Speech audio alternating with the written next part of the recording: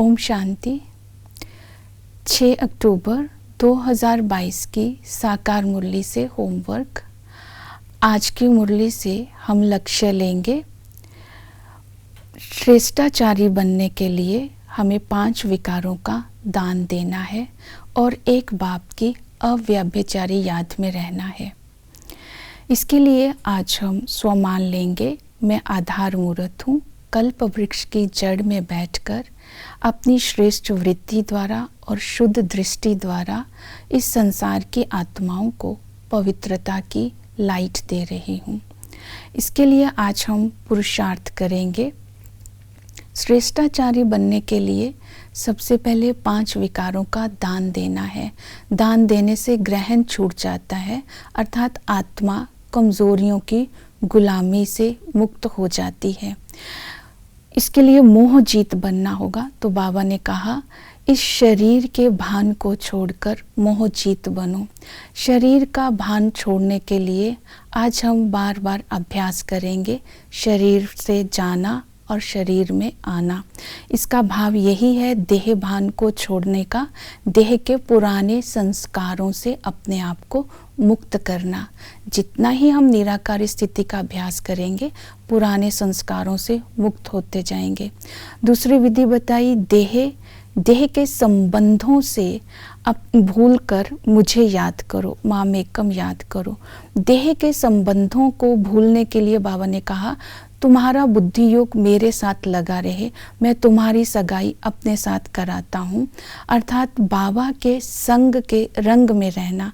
ईश्वरीय संग के रंग में रहने के लिए 2 बातों की खबरदारी रखनी है। एक, गफलत नहीं करनी है, दूसरा पाप कर्म नहीं करना है। तो इसके लिए स्मृति रखेंगे, हम युद्ध के मैदान में हैं, तो इसमें कभी भी आराम नहीं करना है, अलबेलेपन के कारण गलतियां नहीं करनी है।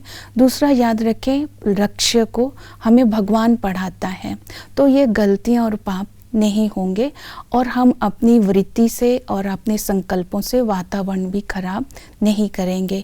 और संबंधों के लगाव से मुक्त होने का भाव यही है, स्वार्थ के लगाव से अपने आप को मुक्त रखना है।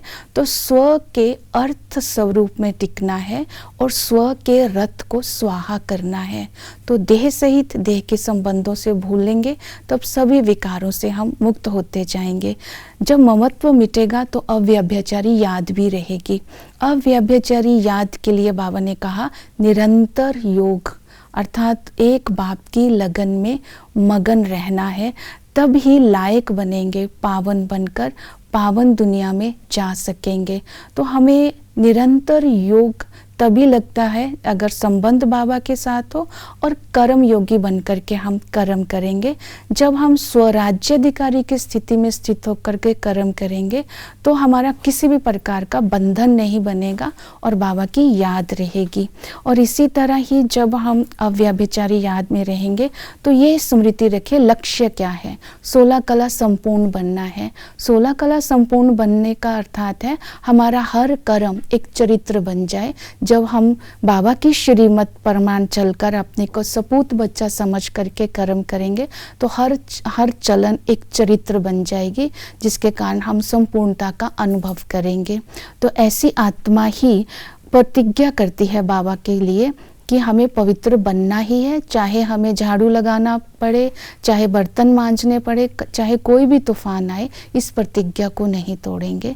तो ऐसे व्यक्ति, ऐसे आत्मा ही श्रेष्ठाचारी दुनिया की मालिक बनती है। ओम शांति।